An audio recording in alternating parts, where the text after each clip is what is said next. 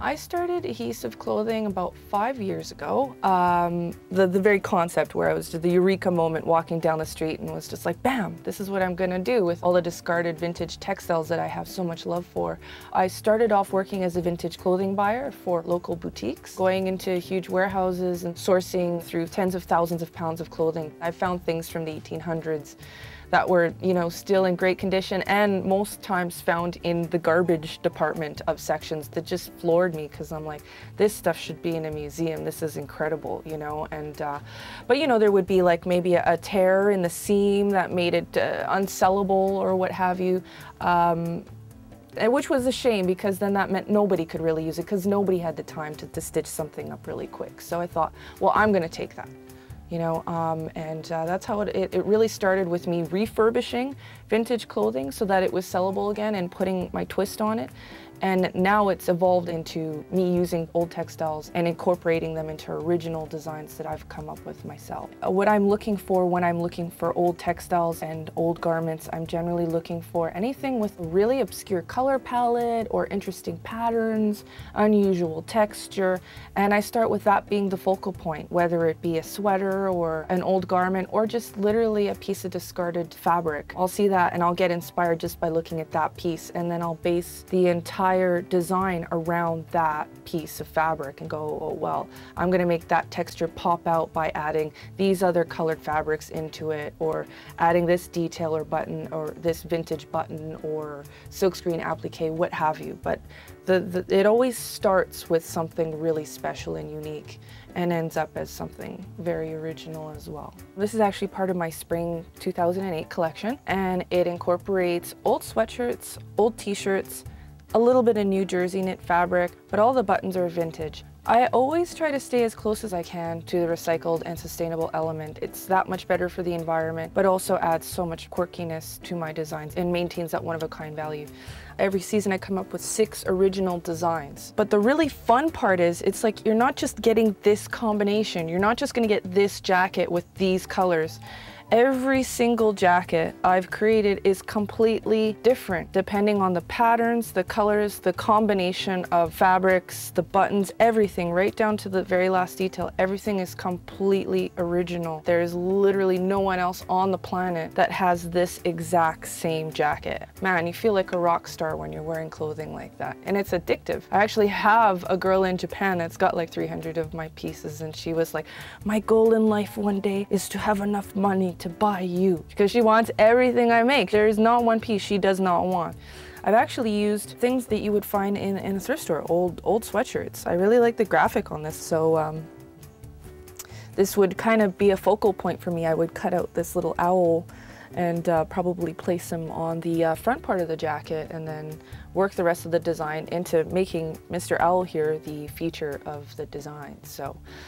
So there's that. There's all sorts of things you can find. You know, I mean, you would see this in the thrift store and be like, dear Lord, I wouldn't spend a quarter on that. But I mean, once you've taken it apart, you've got the fabric and you've got the determination and the creativity, there's a lot you can do. There's another design I have here called the Mini Capelet, and it's actually fashioned after an old 50s capelet design. And this is actually a really popular design right now. Anything 60s is really big right now. So any of those 60s capelets that you saw back then, total resurgence.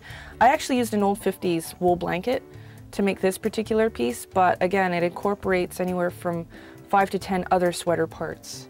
So something as simple as, oh gosh, this is not so simple, but this is a little bit of a monstrosity, but hey, it's great because there's so much wool involved. I would completely take this apart and wash dry and then cut it into panels to make this design. I use lamb's wool, cashmere, angora, and the lamb's wool, cashmere, and angoras you do find these days is nowhere near as good quality as it was 20 years ago. And that's one of the things people really notice when they see one of my designs. They go, oh, wow, that's so soft, or wow, you can really feel the quality, and oh, it's so warm. And yes, it is, because the quality is still there, and so why not utilize something that's already there and better quality? It's a win-win for everybody, you know, you look cute and you're saving the planet at the same time. I just wanted to show you a few of the same, this is the exact same design, just put together differently based on the buttons and the different pieces of wool involved. I even go as far as hand dyeing some of the wool myself too. So if I can't find a color that I'm looking for, I'll just make it myself. So it's very intensive. It's a labor of love or insanity, but there is a fine line between the two as far as I've been told.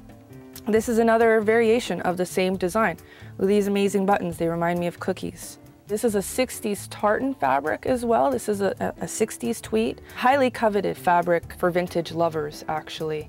There's always a resurgence in fashion for tartan fabrics and plaids are so big right now. This is another design I've made for my spring collection, spring 2008. And I'm really excited about this piece because it's actually made all of this beautiful fabric you see here. This is all linen, believe it or not. Ooh, linen. I actually found 20 meters of this gorgeous fabric at a thrift store for like next to nothing, as where the linen you find these days is obviously mucho dinero there, but it was very affordable and the quality is just impeccable. So I found enough of that fabric to make this particular piece. I incorporated some other odds and ends. You can see the burgundy fabric trim as well. It's funny how the colors and the textures, it's the exact same design, but just based on, you know, putting together different fabrics, how it takes on a completely different personality. They're almost like little lives all on their own. Everybody is different, so why not, you know, have all clothing be different? Another design that was very popular last fall for me was the fleuret coat. I call it that because of these cute little yo-yos that you see on the back. I found out from an elderly woman that they're called yo-yos. I was calling them buds or fleurets. But what I've done is I had a huge blanket that was a complete afghan of these. I clipped them all apart meticulously. I even hand dyed some of them, and then I used them as the detail.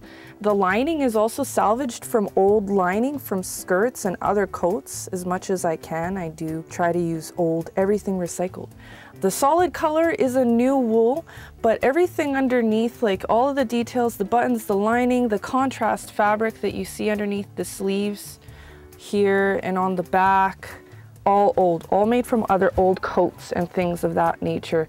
You'll even see really interesting characterized details like seams. That used to be like part of the coat. I just left it as is because it builds so much character. It makes it that much more unique, you know? So yeah, and I mean, there's gray, there's this beautiful blue one here. Look at this gorgeous tweed on the back. And actually, when I ran out of all of these little fleuret detailings, I learned how to make them myself. Can you believe it? I had like 400 of them, ran out, and people still wanted these coats. I was like, what am I gonna do? What am I gonna do? I learned how to make them myself and painstakingly made like another 80 to facilitate making 9 more coats. So get them while you can, folks, because I'm getting pretty tired of making these yo's. I'm just kidding. I'll still make them for you. I'm actually wearing, what did I call this? I called it a comma cardigan. This is actually part of my fall 2007 collection. I've literally taken the body of an old, it looked like I've been attacked by a sweater monster today, but you know, that's the life of adhesive artisan.